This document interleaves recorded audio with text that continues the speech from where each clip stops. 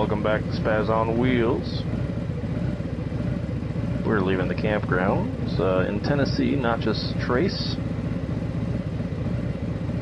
And we're going to check out, well, we're going to go up to Nashville, check out a darting location that's having an event today.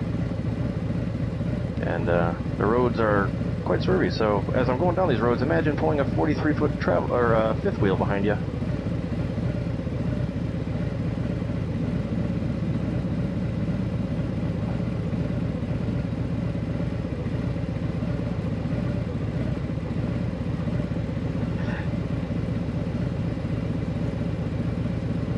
Let me guess, I started talking while you're talking in there, and that's probably not good for you, eh?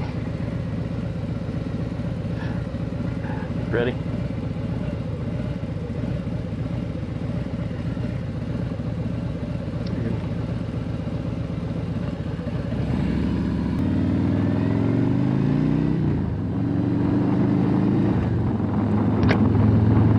Yeah, so we pulled in yesterday. It's only like 30 miles per hour back here, right? Can't remember.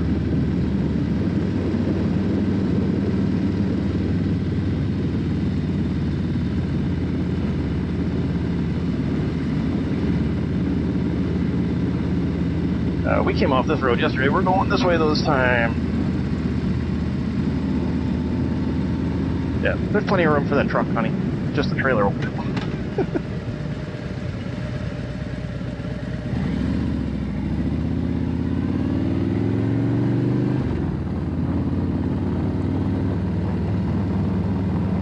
So I really don't know the roads back here, but my GPS is saying 65, and there's no way these roads are 65 miles per hour.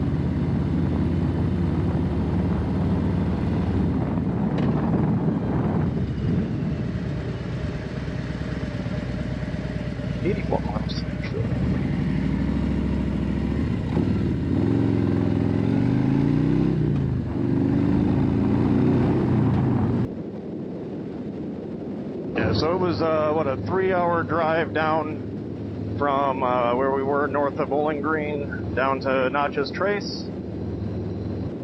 Pretty decent drive. The road into the campgrounds was probably the gnarliest, just because lots of swervies. It's a low-speed road, so not horrible, but you had to go that way because of that bridge, because you couldn't have come the other way like we just did with the bike, because there's no way for the rig to fit underneath it. So we actually tried a navigation app out, RV Life, which is what we followed all the way here, and definitely kept us on a clear path.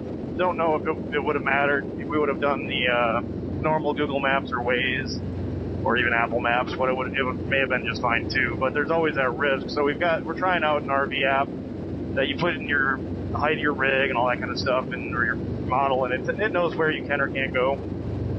So hopefully that's better, and it does have offline mode, it looks like. So, because that's one of the problems is we have no cell phone service from Verizon or T-Mobile in that campground. Luckily AT&T is working, so I've got backup internet. Otherwise, it's nothing but Starlink.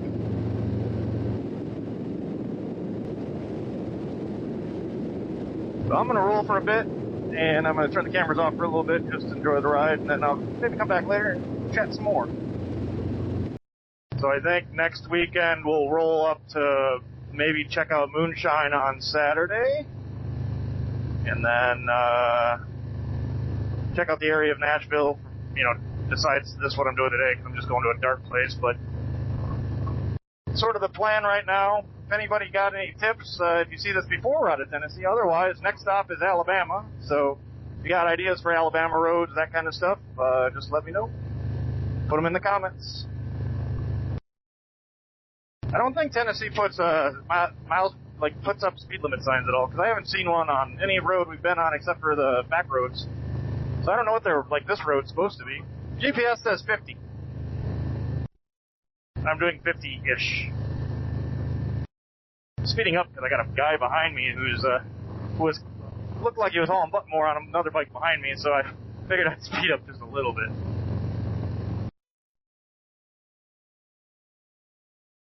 Temperatures are gonna get up in the 90s here today, though, so it's gonna get hot. But we have about an hour and 25 minutes left on the road here, and to where we're going, and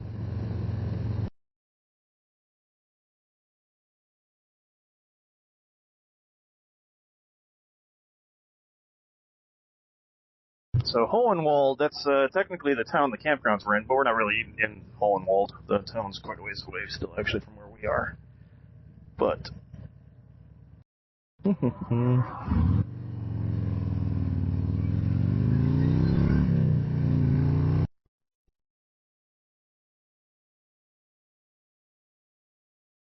There we go, a speed limit sign for once.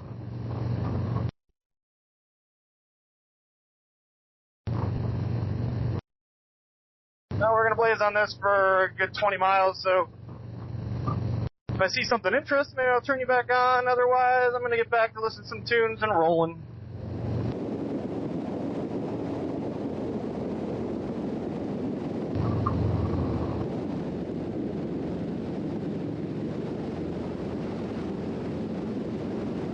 There we go. This is more of the roads I wanted to see, something like this.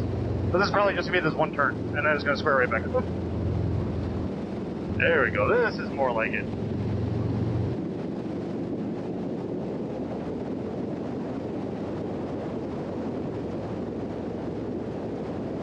These are the kind of roads I like to ride on.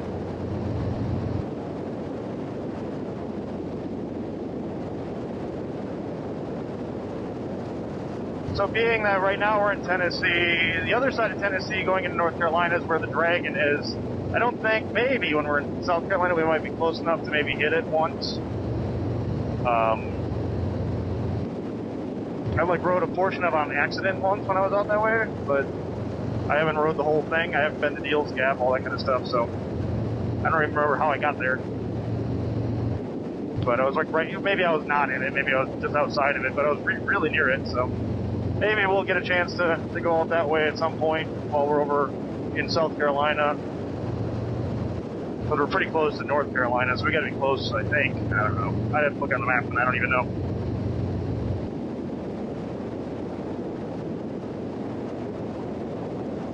But the road this was just a 4-lane road turned into 2, and then got some swerves in it finally, so.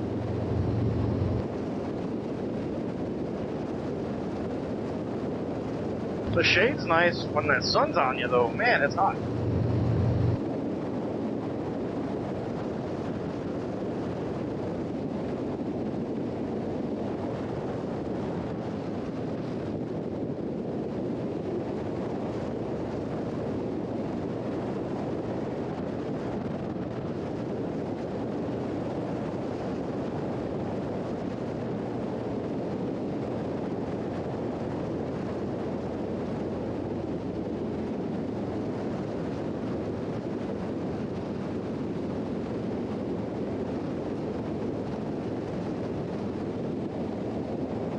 And I think this side of Tennessee is really the not so hilly side yet. I don't think we see that until we get over to the east side of Tennessee.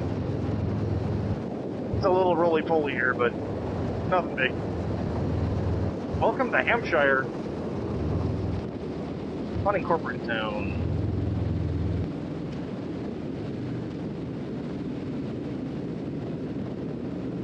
There you go. Get a little air while we're here.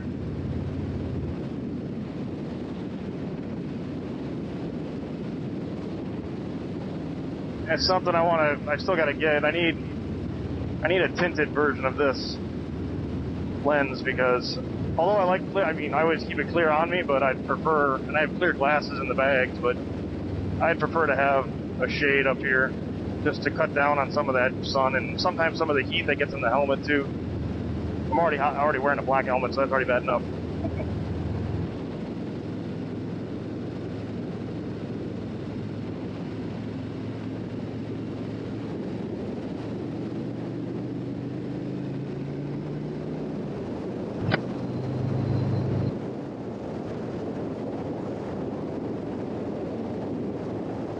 It's a two-wheeled friend.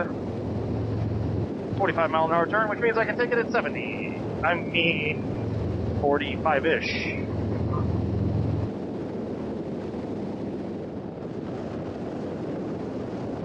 It's a little bit of feedback on my audio recording setup and what's working, what's not working. So even you'll see in my second video since I've rebooted again and started up again, I had I had to do another video at the end because this disconnected from the Cardo. So I've decided for now, I'm just connected right into I'll just fire up Cardo and record in Cardo and then merge the audio. And I merged a little bit of ambient noise from one of the other cameras because it's dead silent. Like, you don't hear. I'll do an example. I'll cut out one of the cameras right here for a little bit, and you'll see how crystal clear my voice is, and you'll hear no road noise, no motorcycle noise. You lose all the ambiance of actually riding a motorcycle. So, I'll mess with that. So I'll turn it back on, and you'll hear like the mix combo again. But I'm gonna mix in audio like that. That's gonna be the way I do it. The other fun one, because I'm running two different cameras right now, is this one runs longer before it starts segmenting the videos, and this one is like, it's got so many megs and it kicks over. I think it's for 14 minutes on that camera. This one gets it looks like it's 20 something minutes at 4K even before it creates a secondary file if you run it straight. So that's the one downside. I wouldn't mind having the mic hookup to some extent, having a mic mounted, but the benefit of not doing that is I can just unhook the way that the Instas come off versus, you have to unscrew them. You can literally just pop them off. I can pop it off, pop it onto another accessory like a selfie stick or whatever. So I like this system way better than right now what GoPro has to offer.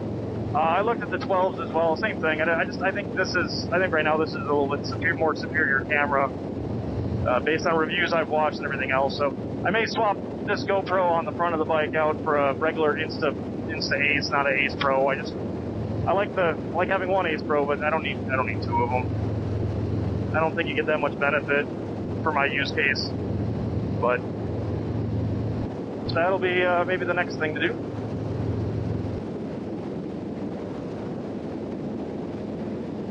And then my other struggle has just been uploading speeds with mobile internet only, right? So I'm either on cell phones or Starlink, and it took me like a few failures of trying to upload because it just like a couple of reasons. And then I finally went back. I finally put the file. I edited the file on the iPad, but I ended up putting the file onto my computer and uploading it with Chrome, because at least when I lost connectivity or something, I could reset it and it would just pick up where it was.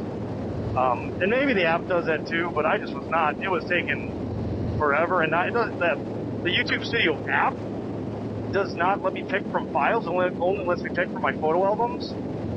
If you do it through the website, because I did uninstall YouTube Studio, and I uploaded the video via the web browser in Safari. The problem is when you background stuff, I can't guarantee it's going to upload on the iPad, whereas the regular computer, the browser just runs, right? So maybe I'll make some more mess around with that a little bit more, but I don't like the fact that I got to try to put the 4K version of the first episode in Kentucky before we got to Tennessee was like 140 gigs, and the only unlimited data plans we have right now are T-Mobile and Starlink. My AT&T business class has got a 90 gig limit, so I would burn through my entire month's worth of limit before the video was uploaded. So, got to find some different options. Maybe I only upload in 1080p, but I think it's nice having the 4Ks up there for just quality. But we'll see how it plays out. It all depends on where you're at in the country too, because sometimes I get blazingly good speeds, but I wish more of the cell phone providers had more unlimited plans to use, where I have data-only SIM cards, so I can get more videos up faster.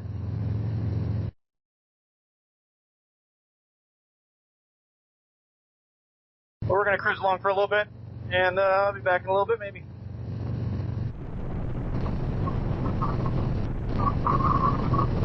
We are rolling into the Nashville area right now.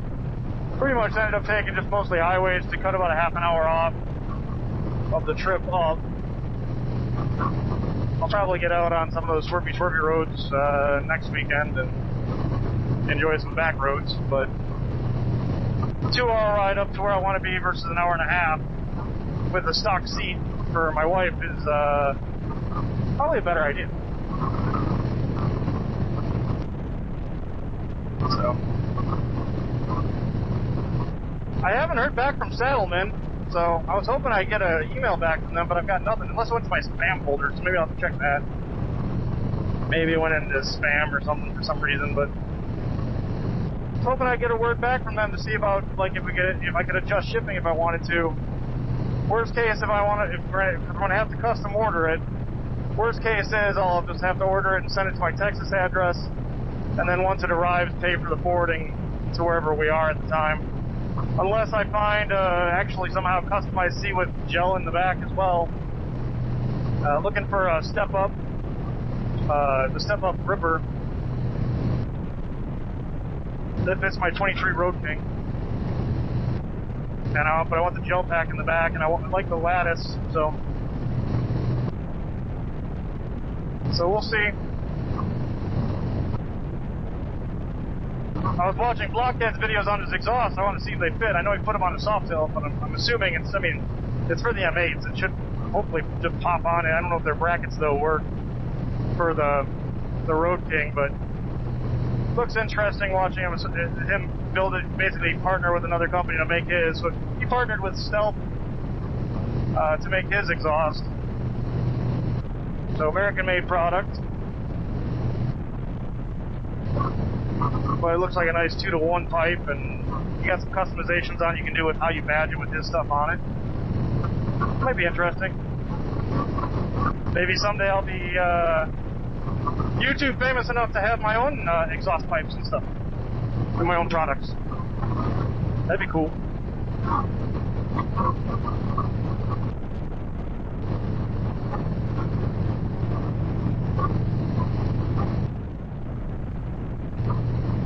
So I don't know if maybe I'll do an outro here, and I'll keep it recording all the way in. Maybe I'll say something else near the end, and I'll just cut this part out. But yeah, so I'll try to get more consistent. I should have a video at least 1 week apart right now, because I already have another video I'm posting before this one.